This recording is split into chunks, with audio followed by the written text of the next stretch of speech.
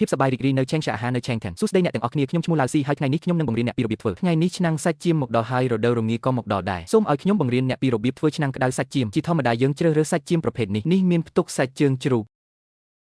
កាត់ជាមួយឆ្អឹងបន្តិច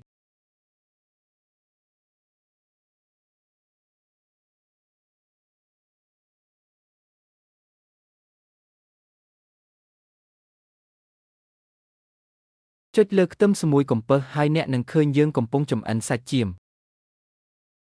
វាសាមញ្ញណាស់សាច់ចៀមនិងខ្ទឹម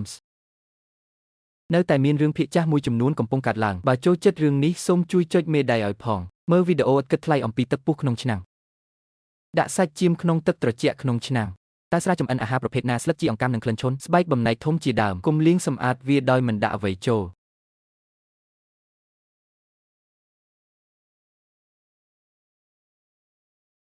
ប្រេងស្រូវសាលីនិងប្រេងឡងប្រេងត្រូវតែកម្ដៅរហូតដល់មានក្លិនក្រអូបមិនមែនសាច់ចៀមទេ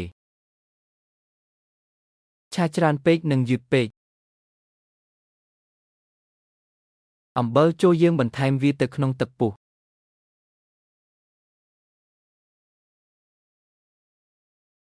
ច្របាច់ពុះចេញគ្រាន់តែច្របាច់ប្រេងដែលនៅសល់ចេញបន្តចាក់ម្សៅម្រេចចូលក្នុងឆ្នាំងស៊ុបនេះគួរតែត្រូវបានធ្វើឲ្យស្បន្តិចដោយបន្ថែមសម្ពាធចម្អិនក្នុងខ្ទះរយៈពេល15នាទីដោយសម្ពាធបន្ថែមសាច់ចៀមនិងទឹកជ្រលក់ក្រហមខ្លះ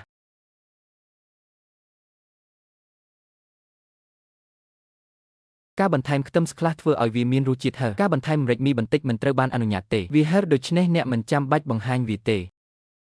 បន្ថែមម្សៅបន្តិចមុនពេលចម្អិនដើម្បីបង្កើនរសជាតិគេគួយសង្ហានិងសង្ហាត្រៀមខ្លួនបម្រើការ